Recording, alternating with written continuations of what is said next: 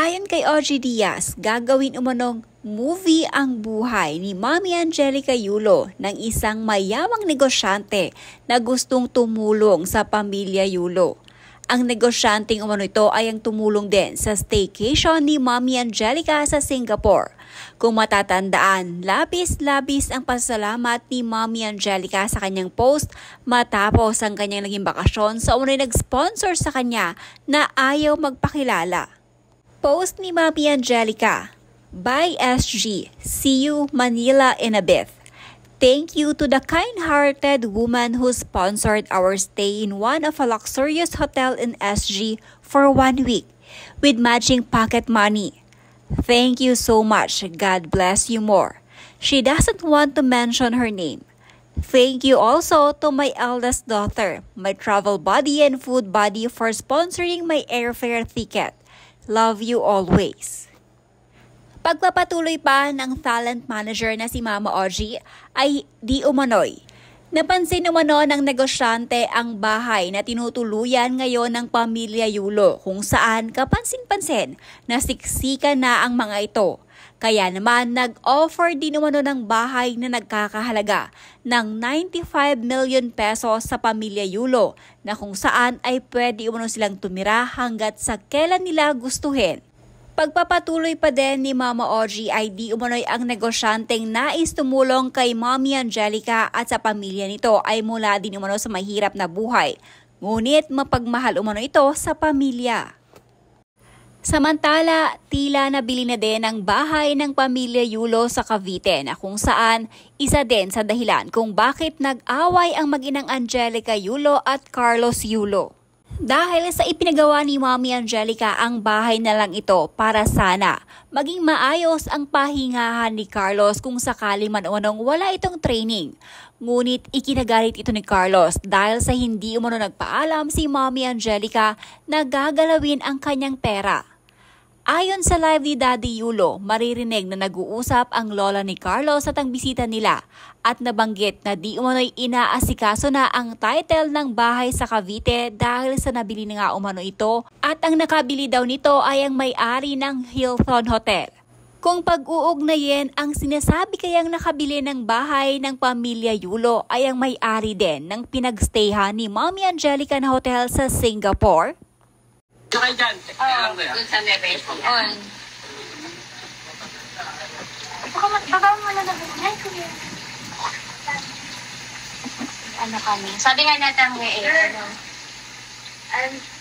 umalis ako sa grupo. May ayos sila yung titulo ng Cavite. Ha? Titulo ng... Ante, wala nang may nakakuha na natin. Oo, ayun na nga. Meron na? Ayusin na. Sinong nakabili? Taga ano? Taga... May-ari lang yung hotel. Nang? Hilton. Hilton. Andito ka kami. Natin nag-Singapore itong si Mami Angelica Yulo. Kasama yung kanyang mag-ama. Oo, nag-Singapore. Alam mo na yung ticket niya, syempre, sagot ng kanyang anak. Pero doon ay tinrip talaga sila. Merong isang mayamang businessman na ayaw mo kamit ang pangalan na tinrip sila doon. At alam mo ba? Ano yun? Gagawing pelikula ang buhay ng The Angelica Yulo Life Story. Talaga? Bakit hindi Carlos Yulo life story? May kasama yun doon. Kasi iba rin daw at naiiba yung kwento ni Mami Angelica. At alam mo ba? Ano yan? Hindi pa. Yung businessman na nag-treat sa kanila sa Singapore. Ay, may regalo. Ano? Kasi nga, nakita ng negosyante na yun, yung kanilang bahay. Na maliit, masikip, medyo madami ng masyadong gamit. Hindi nakaka-Carlos Yulo.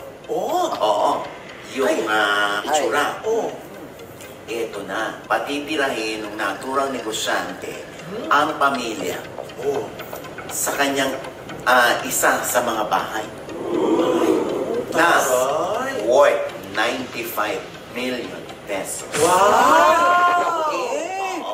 Grabe! Regalo sa kanila? Kanila na yun? Yung pagpapatira.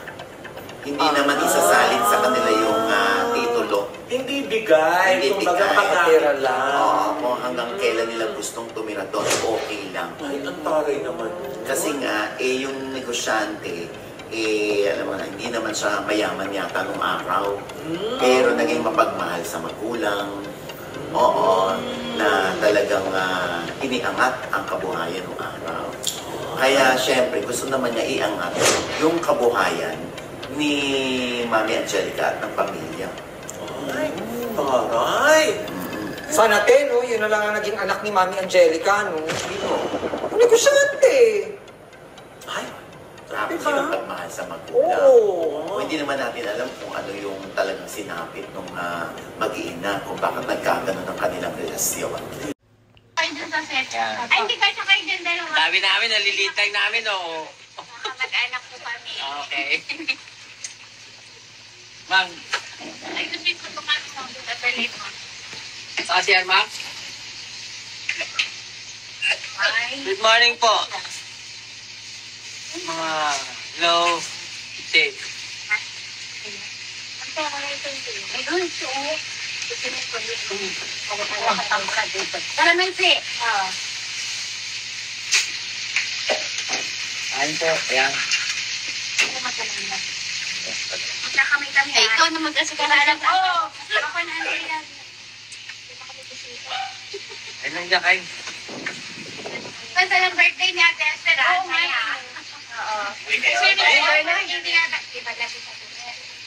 Masaya. Ito, Edgy na yung si ano eh, Ante.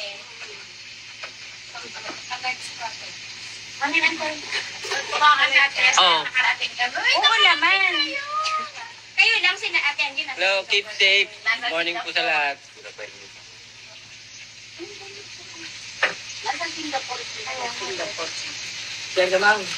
Kasi Redori, yan ka na nahinutuan ng tao. Kung bumabayan ng tao. Diyan ka yan. Ano to? Ginaba ko yan. Naggising na din. Shoutout, ma. Mag-almusal ka na. Ayan, chicken. Sarap yan. Hey. Morning.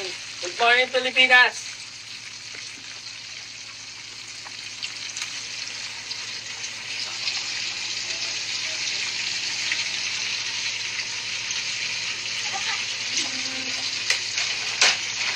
Kami talaga nung ano, kasi dito sa gilid. Good morning po. Diba nung yan? Sanay kami sa maliit na bahay. Sanay talaga kami sa ganitong siksikan. Maliit na bahay namin. Tama. Binabaha pa tayo, no? Eh, sa amin nga, naglilimas eh. Pinatamang baha pa yun. Saan sa Pangasinan? Dito sa Ah, amin. ito, oh. Dito sila nakatira, pinabanggol sa ilalim, di ba? Ay, oo, binabaha talaga dyan. Nakakalikan ba? Lagi sila naglilimas. Sila bakla. Ay, sabi po. Picture tayo lang. Kuya, picture. 1, 2. Ante, sama ka. Saan? Dito, sumilip ka lang. 1, 2. Ah, diba? Kikain tayo. Wala naman pa yung bibig ko eh.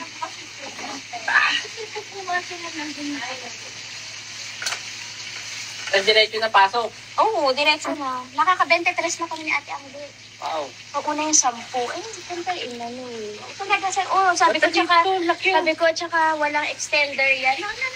Nagpa-prepace ako. Nagpa-prepace ko. Oo, binigyan ako ni